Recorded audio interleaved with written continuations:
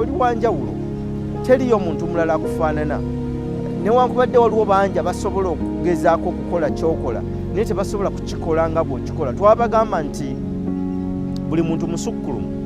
We are great. Katonda tatondangayo muntu ali average, twatondebwa nga tuli great. Naye ne tubategeeza nti greatness is a product of influence. Obusukkulumu buva mu bumanye. Okusobola okubeera omusukkulumu oteekwa okuba nga waliwo abantu bangi abakumanyi era nga obulamu bwo n'ebyokola birina kye biteeka ku bulamu bwabwe. That is influence. Influence is a product of significance. Tosobola kubeera na influence okujjako nga you're significant, okubeerawo okwo kwa mugaso eri abantu abalala, but significance is a product of value. Tosobola kuba wa mugaso okujjako nga muggwe mulimu omuwendo. Value is a result of refinement. Tosobola kuba na muwendo okujjako nga waliwo kye wazuula ky'ozza okunyaakunya era ky'oteekateeka kisobole okuvaamu omuwendo. Omuwendo, value is a product of uniqueness. Tosobola kubanga gwe buli kimu okimanyi era buli kimu okirina. Omuwendo ogwo gw'oba otaddeko essira guva mu bunkumu. That is uniqueness. Obunkumu bwo enjawulo gy'olina kubala. Uniqueness is a product of a gift. Obunkumu butudde mu kirabo Katonda kye yakuwa. That's a gift. A gift is given by God. Ate ekirabo kigabwa Katonda. Kakati newankubadde bangi basobola okugezaako okukola kyokola, naye kino kankikubuli, teriiyo asobola kukola ekyo kyokola mu nkola gy'okikolamu. No one can do what you do the way you do it. The way you do it, that's your uniqueness. That is your power. That is your edge. Ekyo engeri gy'okikolamu bwe bwakabaka bwo. Teriiyo muntu mulala asobola kukikoppa, teriiyo muntu mulala asobola kukikola nga bw'okikola. Kale mbaniza mu programu yaffe eno manya ky'oli extra. Ekigambo manya ky'oli extra kiva mu mwoyo. Emabegako abazze bagoberera YouTube channel yaffe eno, programs ez'enjawulo ze tuzze tukola ku Telefayina, ku CBS FM, twayogeranga ku mwoyo. Mwewuunye lwaki amadiini gonna g'amaanyi. Amadiini gonna g'amaanyi. Amadiini g'amaanyi kubanga googera ku kintu ekyebuziba. That is the spirit. Kati olwaleero ntudde mu maaso gammwe, naye mmwe mulaba mubiri, mulaba Simon yatudde wano, naye temusobola kulaba Senkaayi bw'afaanana na bwe yenkana. Amazima nyinza okuba ntudde mu mubiri guno nga gulinga ogukyali omutoototo omu wadde gukuze, naye ate nze atudde mu mubiri nsobola okuba nga ndi mukadde nnyo n'okusingawo ku ky'oyinza okulowooza. Ebintu bino eby'omwoyo ffe abaddugavu tetwafuna mukisa bantu batugendere buziba batubuulire ebintu bino bifaanana bitya, bizze bitya. I am a spirit. You are a spiritual being. Tuli spiritual beings. Tuli myoyo bwoyo egitudde mu mibiri. Ebyawandiikibwa bigamba nti seek first the kingdom of God and his righteousness and everything else shall be added unto you. Naye musookenga okunoonya obwakabaka bwa Katonda, ebirala byonna biribongerwako. Naye bwe natuula wansi ne neefumiitiriza ne mbuuza, kiki kino kye boogerako obwakabaka bwa Katonda? Ejjana eyogerwako, biki bino bye boogerako nga bagamba tusooka okutegeera obw'omwoyo? Njagala olwaleero kukigattulula mu programu Manya Ky'oli Extra. Tosobola kutegeera ky'oli okujjako ng'otegedde obuyite bw'omwoyo gwo. Mu nsi tukola ebintu bingi.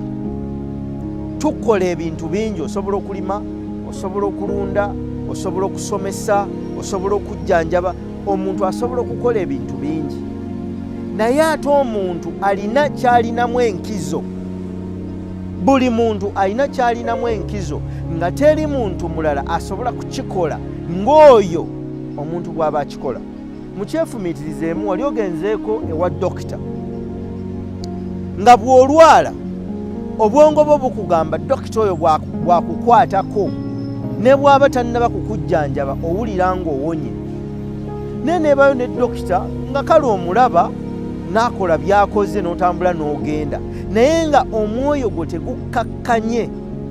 Naye nga ebeera dokita nga ne bw'omukubira obukubiza essimu n'ayogerako naawe owulira ng'owonye. Kitegeeza ki?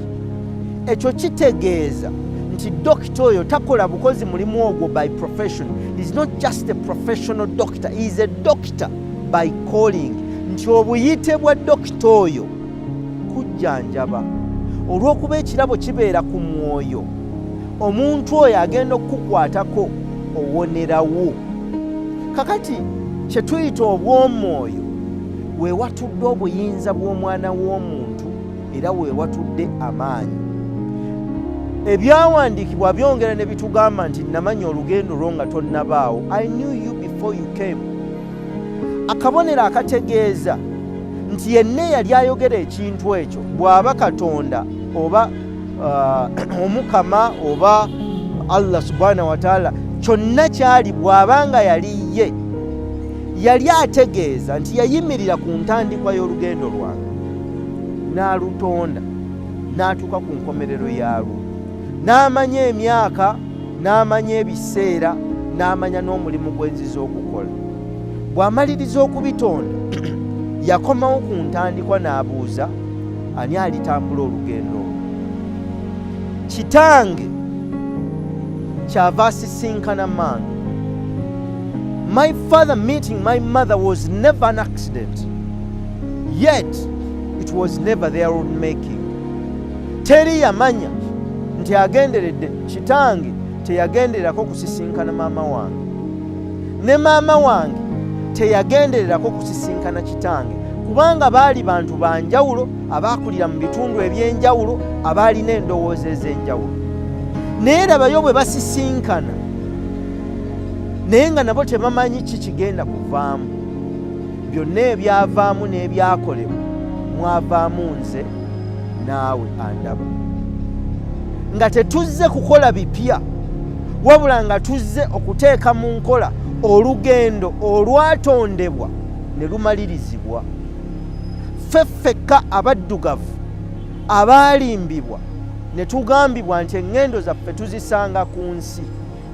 Njagala kuyita mu program Manyakyoli Extra okukugamba nti eŋŋendo zaffe twajja nazo mu mibiri gyaffe.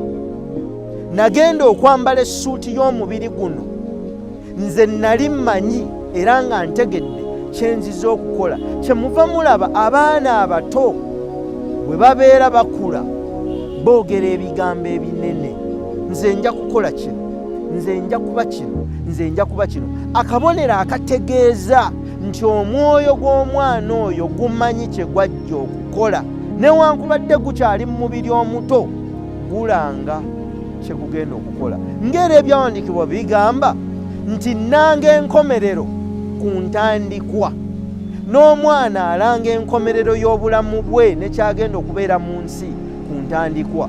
Now, what's the difference between black people and white people? Njawulo kyeri wakati w'abaddugavu n'abazungu. Ffe abaddugavu tulwawo okuwuliriza n'okwetegereza abaana baffe. Abazungu batwala ebiseera okwetegereza n'okusoma abaana baabwe. Omwana bw'akula nga ayimbayimba ng'ayagala byakuyimba geegenya ennyimba z'abalala, omuzungu tayisa budde, agula piano, n'agula gita, n'agula saxophone, n'agula instruments of music n'aziteeka ewaka, n'agezaako okutonda ensi eyeetoolodde omwoyo gw'omwana ono okufaanana omwana oyo ky'ayogera. Era njagala kuyita wano okubategeeza mmwe abazadde abali eyo, mugezeeko nga bwe musobola okutunuulira abaana bammwe nga bakula, kubanga omwana kyali akiranga. Ate era kambabulire, abaana abato bo Katonda abeeyoleka. Abaana batannayiga kwawula wakati wa kibi na kirungi, Katonda bamulaba n'abalaga n'enkomerero yaabwe, wabula tebasobola kujja kugamba bakadde baabwe nti tulabye. Mu kifo ky'okugamba tulabye, ate baatula bwatuzi, ekyo bo kye bawulira era kye bagambiddwa nti nze nja kuzimba ekizimbe kinene, nze nja kuba mukulembeze, nze nja kukola ebinene. kale bw'oteeka amaanyi mu kwetegereza omwana wo ojja kuzuula obw'omwoyo bwe osobole okumulambika mu nsi.